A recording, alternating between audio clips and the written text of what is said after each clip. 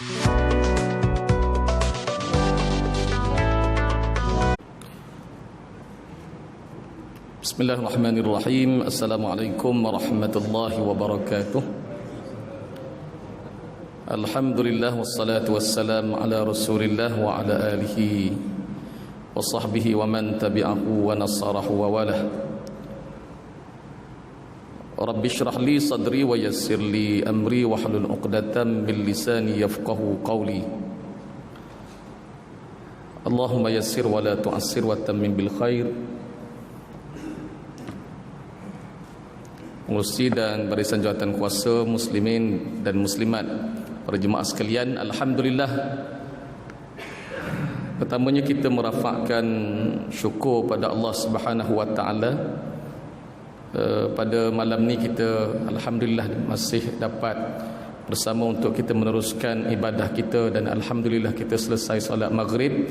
InsyaAllah mengisi masa yang ada para jemaah sekalian, mengisi masa yang ada ini, insya-Allah kita talaki sedikit dalam bab munakahat, menyambung perbincangan saya yang lalu dalam bab munakahat, dan insya-Allah pada malam ni kita akan cuba lihat berkaitan hukum dalam bab ila, dalam bab ila. Baik, muslimin dan muslimat yang dikasihi sekalian, dalam perkahwinan ni, dia ada 3 perkara yang boleh menjejaskan perkahwinan lah sebenarnya, selain daripada talak. Berkaitan hal ini para jemaah sekalian, iaitu ila. 3 perkara tadi, ila, kemudian zihar dan juga li'an. Ini di antara perkara yang boleh menjejaskan perkahwinan. Baik, kita cuba tengok dari sudut perbincangannya dalam fiqh minhaji. Bila sebut ila, tuan-tuan, apa maksud ila? Cuma jarang sangat kita, maknanya dalam hal ni diperbincangkan. Saya ingat mungkin kalau sebut tentang cerai itu biasanya mungkin di kalangan kita maklum perkara ini. Cuma dalam bab ila, zihar dan li'an ni, cuma ni kita nak tengok tentang ila dulu. Baik, bila sebut ila ni tuan-tuan muslimin dan muslimat, dia melibatkan, kalau kita tengok dari sudut linguistik bahasanya, ila ni dia berasal daripada perkataan al-aliyah yang bermaksud apa dia? Sumpah. Kalau kita lihat dari sudut istilah syaraknya, maknanya suami yang berhak mentalakkan isterinya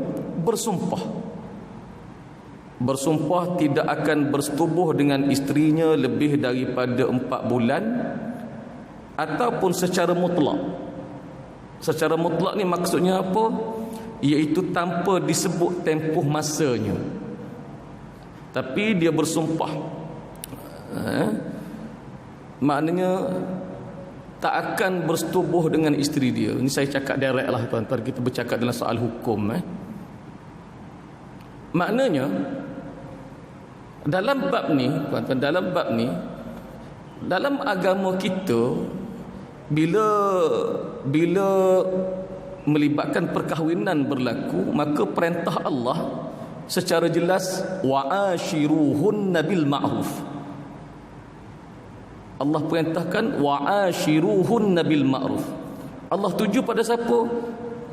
Suami, bergaul baiklah kamu dengan isteri. Mana satu perintah daripada Allah Subhanahu wa taala menyuruh suami bergaul baik dengan isteri, dan isteri pun samalah, makna begitu. Baik, melibatkan wa'ashiruhunna bil ma'ruf, bergaul baik ini tuan-tuan, dia melibatkan muasyarah. Muasyarah ni apa dia? Pergaulan. Bahkan kalau kita teliti lagi melibatkan pergaulan, dia melibatkan pergaulan dari sudut mana? Kata-kata, perbuatan, dan termasuklah juga dalam hubungan suami isteri, muasyarah ni, tuan-tuan. Bila mana berlaku perkahwinan, tiba-tiba tak berlaku hubungan suami isteri, 5-6 bulan duduk bersama tapi tak berlaku hubungan suami isteri, bahkan kadang-kadang bertahun. Bukan kadang-kadang, tuan-tuan, sebab kini saya jumpa, sebab semasa saya di posisi sebagai pegawai dunia cara dulu. Maka bila mana berlaku duduk sebubung dan tidak berlaku hubungan suami isteri, hubungan melibatkan persetubuhan tu tadi, maka di situ dia akan memberi kesan, tuan-tuan. Dia akan memberi kesan. Sebab itulah, tuan-tuan, disebut wa'ashiruhunna bil ma'ruf, maknanya dia juga melibatkan secara directnya, tuan-tuan, melibatkan hubungan suami isteri itu tadi. Mana kalau kahwin tak berlaku hubungan itu, tuan-tuan, dia sangat kesan. Patutlah, tuan-tuan, kalau kita rujuk pada sebab perkara ni pernah ditanya, pernah berlaku pada zaman Sayyidina Umar. Berlaku pada zaman Sayyidina Umar, tuan-tuan, timbul isu yang makna melibatkan hubungan muasyarah ni tidak ada. Maka Sayyidina Umar pada waktu itu dia tanya pada anak dia, Hafsah, tanya, berapa lama orang perempuan kalau dia makna dia kahwin dan berlaku perkahwinan itu, maknanya dia boleh, maaf saya sebut direct, tuan-tuan, para jemaah sekalian, dia boleh tahan kedudukan hubungan itu berapa bulan agak-agak. Maka disebut sebagai dalam Hafsah tadi respon kepada ayah dia Sayyidina Umar, sittah atau arba'ata ashhur, di antara 6 bulan ataupun 4 bulan. Manakala tak berlaku juga, dia akan memberi kesan, tuan-tuan. Maka saya duduk di posisi sebagai pegawai runding cara, pengurusi jawatan kuasa pendamai bagi kes mahkamah. Para jemaah sekalian, saya jumpa benda ni. Yang difaikan ke jabatan, isu apa tuan, isu apa puan, ustaz, suami saya tak sentuh saya. Oh, maka di situlah, tuan-tuan, dia memberi kesan rupanya. Sebagaimana yang kalau kita tengok tadi, ya, Sayyidina Umar pun sebut begitu.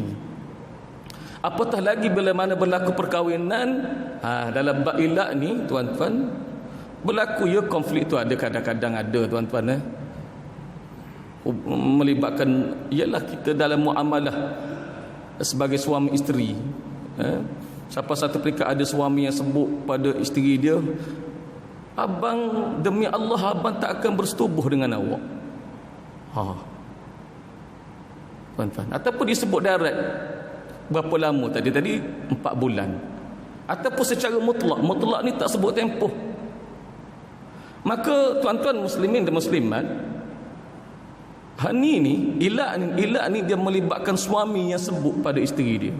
Ni kalau berlaku melibatkan, contoh, melibatkan penyakit dan sebagainya, itu lain cerita. Ni yang melibatkan norma biasa.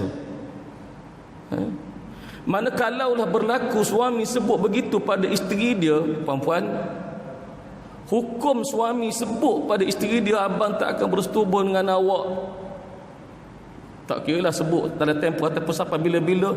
Ni hukumnya apa, puan-puan, tuan-tuan kita orang lelaki?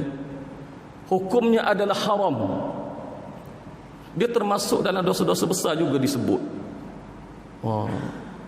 Sebab dia boleh bagi kesan emosi, kesan jiwa ni, tuan-tuan. Dan benda ni yang saya jumpa bila mana handle kes, siapa satu peringkat memberi, ialah dengan suami dia tak dapat, akhirnya melibatkan orang lain berlaku. Tuan-tuan, sebab itu dalam Islam tak bagi, Islam tutup terus. Jangan suami sebut perkara ni, tuan-tuan, sebut perkara ni kepada isteri, bahkan hukumnya adalah haram. Haram tu tadi memang jelas Islam tak bagi. Tak bagi. Manakala berlaku juga sebutan begitu dia panggil, tuan-tuan, dipanggil ila. Haram, berdosa, tuan-tuan. Bahkan bila mana hal ni tuan-tuan, dia tak akan mendengar gitu je. Bila mana berlaku ila ni, dia tak akan terdilik dengan begitu, tak. Makna bila mana berlaku ila ini, dia melibatkan kafarah. Dia melibatkan kafarah, tuan-tuan. Jadi berbalik pada ni tadi saya sebut, mana kita memahamilah dalam Islam tak bagi. Cuma kita belajar dalam bab ni, tuan-tuan. Ya, sebab benda ni pun tuan-tuan jarang orang bawa kes. Saya ingat di mahkamah kita ada kod kes di mahkamah, ila, zihar. Cuma saya lupa dia punya kod kes, tuan-tuan. Cuma di jabatan pun jarang orang isukan benda ni. Cuma bila mana dalam kes-kes yang bila mana saya makan kes, kita dengar tadilah melalui runding cara jawatan kuasa pendamai, antara kes tadilah antaranya. Dia kesan besar, tuan-tuan, kesan besar saya nak cerita. Kadang-kadang bergaduh sesuatu rumah tangga ni, kadang-kadang bukan isu lain lah maknanya cerita. Isu ni di antara permulaan yang akhirnya merebak kepada benda-benda lain. Isu-isu yang remeh, tuan-tuan. Jadi sebab itulah saya mengajar sini tajuk pada, ialah saya mengajar tajuk pada anak-anak yang nak kahwin. Saya sebut benda ni sebab dia melibatkan hukum yang perlu dilihat. Bahkan manakala tak settlenya, tuan-tuan, dia akan memberi kesan dalam perkahwinan. Sebab itu, tuan-tuan, dalam dapatan kes lah saya, bila mana saya mau balik kedudukan kes ni, dia salah satu punca ni, salah satu isu hubungan seksual ni dalam rumah tangga, hubungan suami isteri lah. Baik, balik pada tadi. Mana kita faham dalam bab ila ini, dia melibatkan sumpah, iaitu suami yang berhak mentalakkan isterinya. Apa maksud suami yang mentalakkan isterinya? Bermakna di situ ialah melibatkan ikatan perkahwinan ada, dan dari sudut hak tadi ada pada suami. Kalau bertunang tak jadi, sebab dia tidak ada ikatan perkahwinan itu. Baik. Dan hukum ila, jika suami bersumpah, jika suami bersumpah tidak akan bersetubuh dengan isterinya secara mutlak. Mutlak kita faham tadi secara apa? Makna tidak dinyatakan tempoh dia, bila-bila tak ada tempoh, ataupun selama lebih daripada 4 bulan. Lebih pada 4 bulan, atau direct dengan 4 bulan tu tadi, ataupun mungkin juga lebih, maka beliau telah melakukan ila terhadap isterinya. Ini dalam fiqh minhaji, beliau siapa? Suami tadi, dia telah melakukan ila terhadap isterinya. Ila termasuk dalam ila. Terdapat beberapa hukum syarak berkaitan ila. Terdapat beberapa hukum syarak berkaitan dengan ila. Cuma sebelum kita tengok kepada hukum-hukum ni sedikit para jemaah sekalian, kita nak ambil dalil ila ni dulu. Ila ni bincangnya di mana punca kuasa dia, daripada mana nasnya. Okey, puan-puan, kalau kita rujuk dalam surah Al-Baqarah, ni Allah Ta'ala sebut direct lah, tuan-tuan, hukum-hukum yang berkaitan dengan ila. Okey, dalam surah Al-Baqarah ayat 226 hingga 227. A'udzubillahi minasyaitonir rajim. للذين يؤلون من نسائهم تربص 4 أشهر فإن فاءوا فإن الله غفور رحيم وإن عزموا الطلاق فإن الله سميع عليم. Sadaqallahul azim. Baik, ini nas dia. Kepada orang-orang yang bersumpah tidak akan mencampuri isteri-isteri mereka. Ila tadi diberikan tempoh 4 bulan. Setelah itu, jika mereka kembali mencampurinya, isteri mencampuri isterinya itu, maka sesungguhnya Allah amat pengampun lagi maha mengasihani. Dan jika mereka berazam hendak menjatuhkan talak, suami tadi menjatuhkan talak kepada isterinya, maka sesungguhnya Allah maha pengampun lagi maha mengasihani. Baik, ini nas yang ada, nas qat'i, dalil para jemaah sekalian ya. Baik, berdasarkan kepada nas inilah melibatkan hukum-hukum ada, melibatkan cari gali hukum, makna begitu proses ayat Quran ni ada, maka hukum-hukum yang ada berkaitan ini. Okey, jika suami maka dia melakukan ilah, okey, dan melibatkan hukumnya, maka di sini disebut tuan-tuan dalam fiqh minhaji, hakim hendaklah memberi peluang selama 4 bulan kepada suami bermula dari hari dia bersumpah.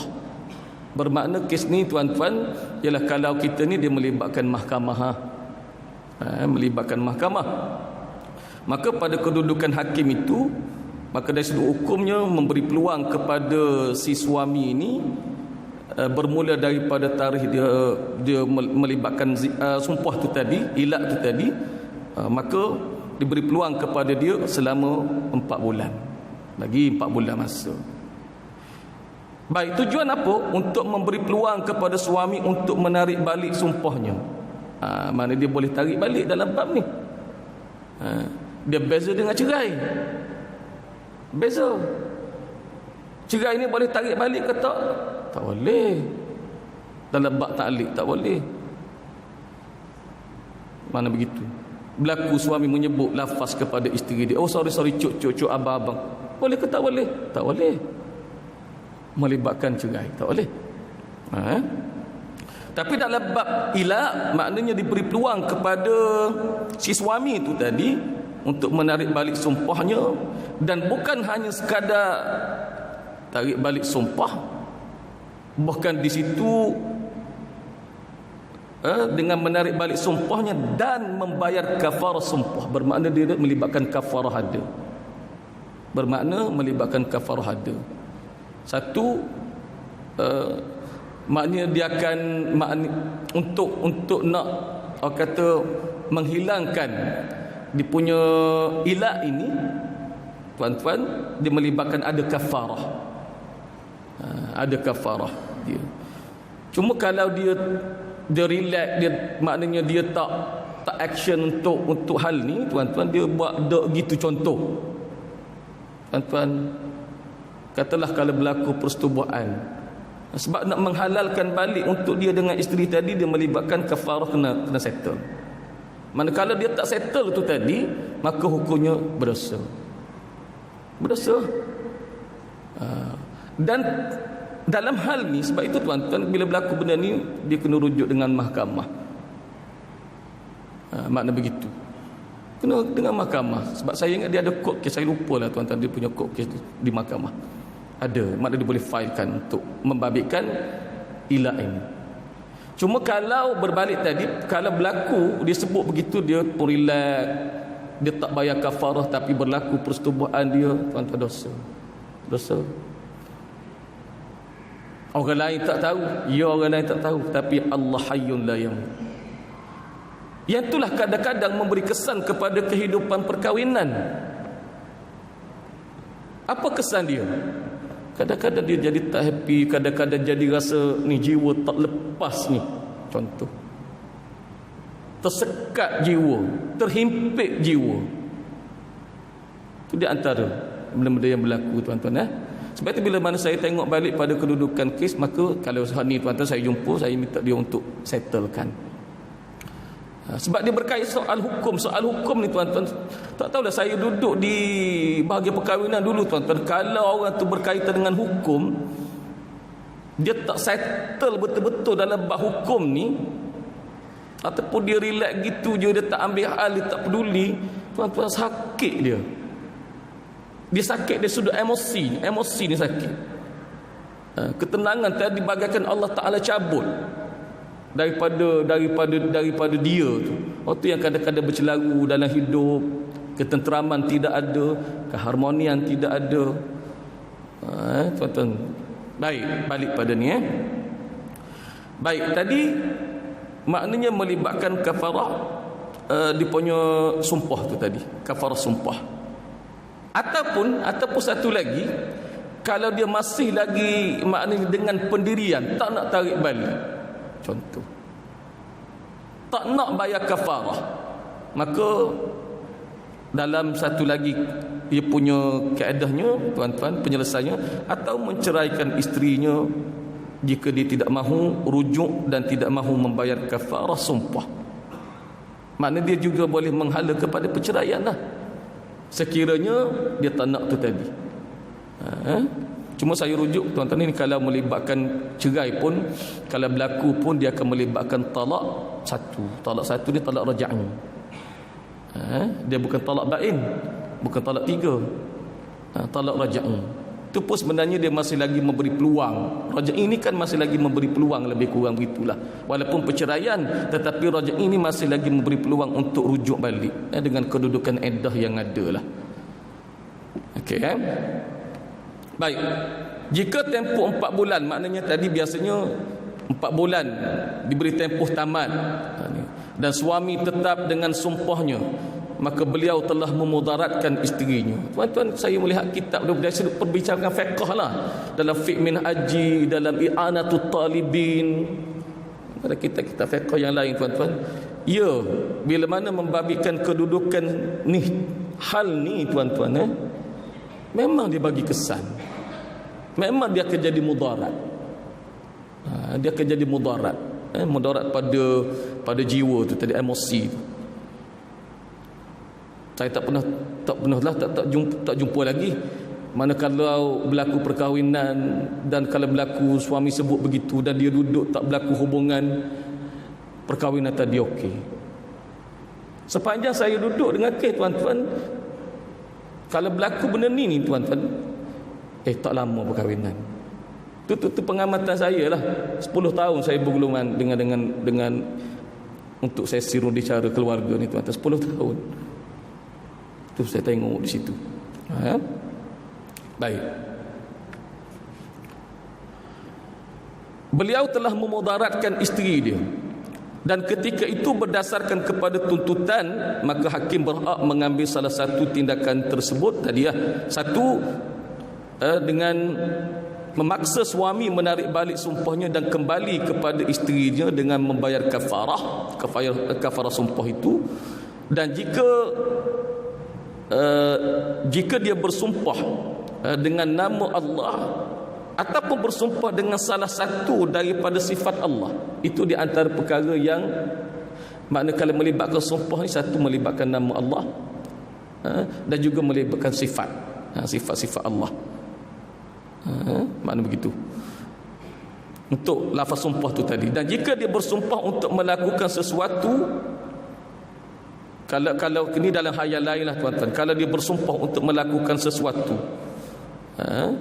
ataupun bersedekah dengan sesuatu, maka hendaklah dia melakukannya. Manakala dia tak buat pun, sampai pikat dia bersumpah, dia melanggar sumpah, maka dia akan ada juga melibatkan kafarah. Sebab tu dalam bab sumpah ni, Islam titik berat sangat dalam bab ni. Yang bukan kata mudah-mudah je, bukan, dalam bab bersumpah. Baik. Sekiranya suami enggan melakukan salah satu daripada perkara di atas, maka hakim hendaklah menjatuhkan talak bagi pihaknya. Mana itu pada kedudukan hakim lah, tuan-tuan. Cuma dalam saya di masa sebagai pendaftar perkahwinan, biasanya kita rapat dengan mahkamah, tuan-tuan. Cuma dalam kes untuk ilat ni, saya tak pernah masuklah melibatkan kedudukan dia punya perbicaraan. Perbicaraan saya tak pernah masuk. Cuma dalam bab cerai apa semua tu saya pernah, sebab terlibat direct, sebab dia ada ikatan melibatkan bahagian perkahwinan dengan mahkamah.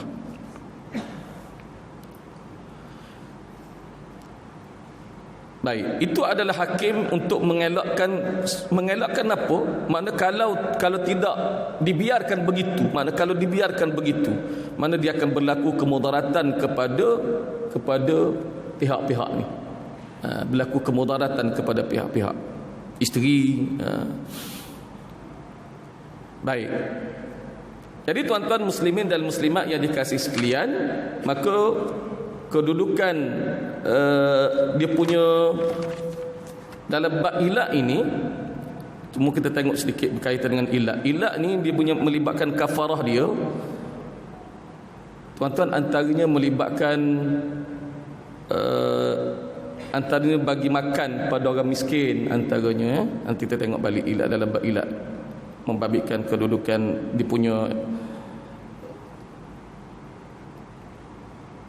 dia punya kafarah dia, tuan-tuan.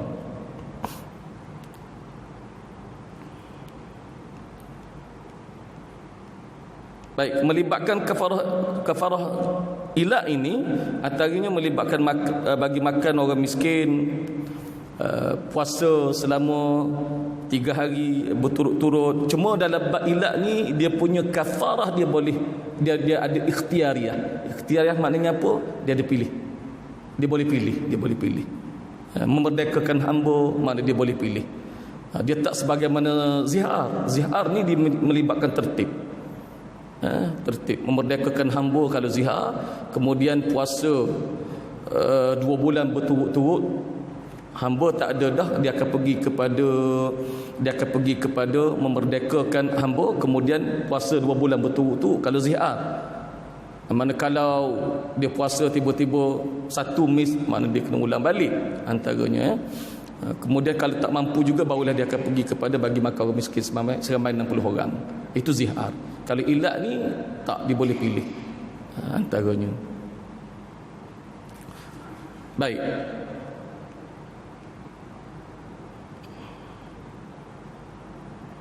Okey, kita tengok dia melibatkan kafarah.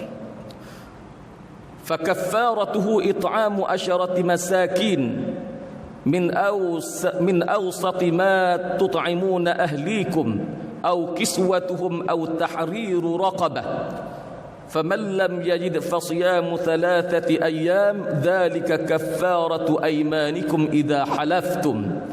Maka bayaran kafarah memberi makan 10 orang miskin dari jenis makanan yang sederhana. Makna sederhana ni maknanya apa? Iaitu biasa diberikan kepada keluarga kamu, atau memberi pakaian untuk mereka, atau memerdekakan seorang hamba. Kemudian sesiapa yang tidak dapat menunaikan kafarah tersebut, maka hendaklah ia berpuasa 3 hari. Yang demikian itu kafarah sebagai penebus sumpah kamu apabila kamu bersumpah. Cuma kalau dia tak buat tadi, tuan-tuan, dosa tetap dosa.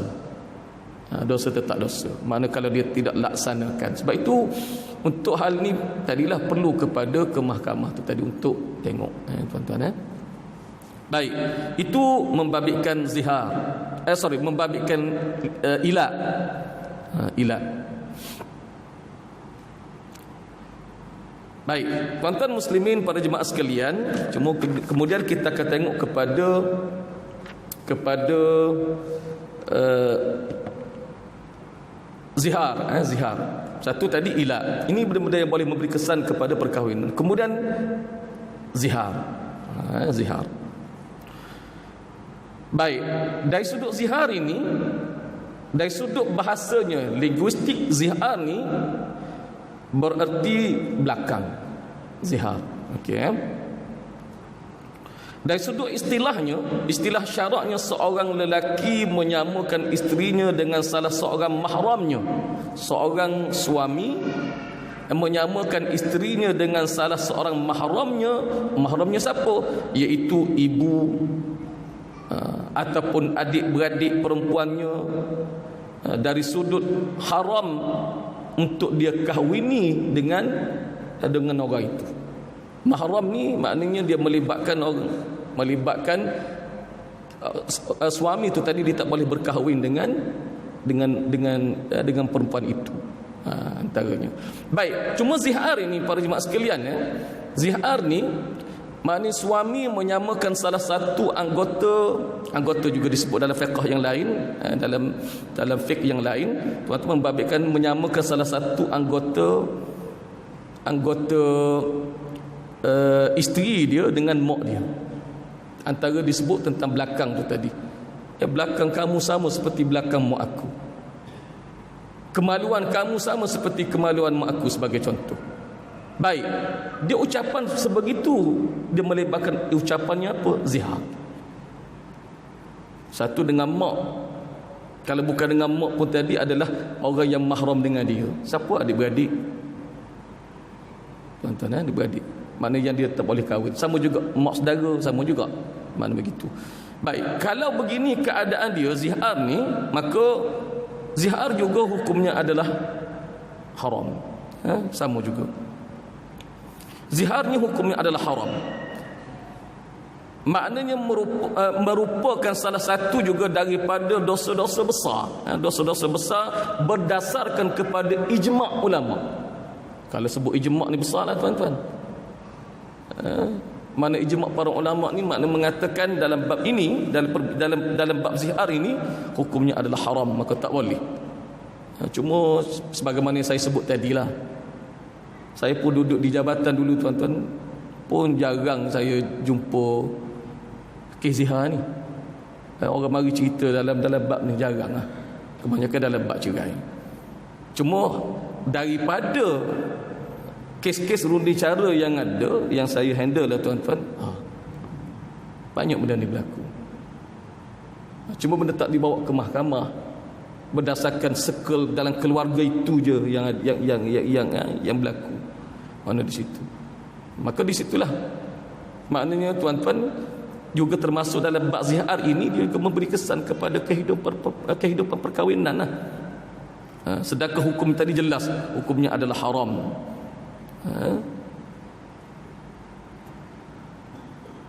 Wa innahum la yaquluna munkaran minal qawli wa zura. Tentang zihar ini, mereka melakukan yang demikian tu melibatkan perkataan sesuatu perkara yang mungkar, yang dusta. Okey. Baik, lafaz-lafaz zihar. Kita tengok. Tuan-tuan biasanya duk bincang tentang lafaz-lafaz cerai. Ni kita tengok zihar. Lafaz-lafaz zihar, tuan-tuan, lafaz-lafaz zihar dia terbahagi juga kepada dua bahagian, dua pengkelasan, makna begitu, iaitu lafaz secara salih, lafaz secara sarih, dan juga lafaz secara kinayah. Lafaz secara sarih, lafaz secara kinayah. Kalau cerai, tuan-tuan, dia ada lafaz secara sarih, dia lafaz secara kinayah, dan satu lagi melibatkan lafaz secara ta'liq. Itu ta'liq. 3 kalau melibatkan cerai. Kalau zihar, tuan-tuan, dia ada 2. Melibatkan terbahagi kepada 2, iaitu lafaz secara jelas, sarih ni jelas maknanya, dan juga lafaz secara kinayah, kiasan. Bahasa mudah belapik bahasa belapik. Baik, lafaz secara sarih. Apa maksud lafaz secara sarih tadi? Jelas, iaitu lafaz yang menunjukkan kepada maksud zihar sahaja, dan tidak boleh diandaikan dengan makna-makna lain. Contohnya apa dia? Suami berkata kepada isterinya, engkau haram ke atasku seperti haramnya belakang ibuku. Macam mana tuan-tuan? Apa maksud tu, tuan-tuan? Maknanya ceritanya, tuan-tuan, nak ceritanya kedudukan dia tu, isteri itu tadi, dia jadi haramnya macam dia tadi melibatkan hubungan dengan ibu tu tadi. Meletakkan situasi sebegitu kepada isteri. Mu ni, makna begitulah tuan-tuan.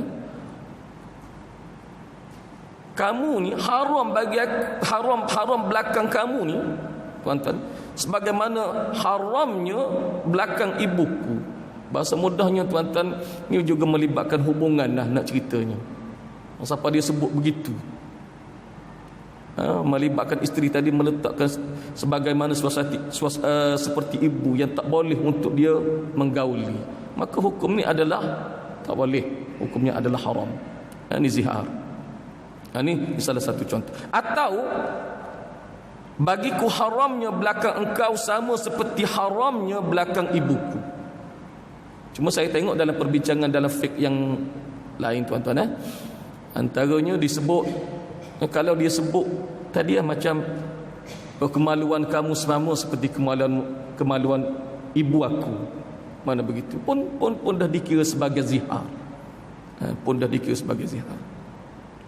Baik, jika suami melafazkan kata-kata ini tadi tuan-tuan, bererti dia telah mengziharkan isterinya sama seperti dia berniat zihar, sama dia menziharkan isterinya sama ada dia berniat zihar ataupun tidak, tuan-tuan. Sebab dia lafaz tadi secara sarih. Sarih ni dia la yaftaqiru ila niyah, dia tidak lagi berajak kepada niat kalau sarih. Tapi kalau kinayah tuan-tuan, kita apa nak pilih? Okey. Kalau kinayah ni tuan-tuan, dia melibatkan lafaz secara kinayah ni secara berlapik itu tadi, yaftaqiru ila niyah, dia akan berhajat kepada niat. Kedudukan niat suami itu macam mana? Perbincangan ini panjang tuan-tuan, maka saya beri di sini sebagai khulasah ataupun kesimpulannya, zihar ataupun juga dengan ila yang saya bincangkan di muqaddimah tadi perbincangannya, maka hukumnya semuanya adalah haram. Agama kita tak bagi, Nabi tak bagi, Allah tak bagi. Maka sebab itulah dalam perkahwinan ini melibatkan hubungan yang mesti dalam muasyarah yang baik, wa ashiruhunna bil ma'ruf, yang perlu dijaga untuk kedamaian, keharmonian dalam perkahwinan. Jadi tuan-tuan, sampai di situ, insya-Allah nanti kita akan bincang secara lanjut perbincangan dalam bab zihar ini. Mudah-mudahan kita dapat sedikit info lah. Aku qouli hadza wa astaghfirullahal azim li wa lakum. Assalamualaikum warahmatullahi wabarakatuh. Bismillahirrahmanirrahim. Allahumma faqihna fid din, Allahumma 'allimna minhu ma jahilna wa dhakkirna minhu ma nusina. Rabbana iftah bainana wa bain qaumina bil haqq wa anta khairul fatihin. Sallallahu ala sayyidina Muhammad wa ala alihi wa sahbihi wasallam. Walhamdulillahi rabbil alamin. Taqabbalallahu minkum.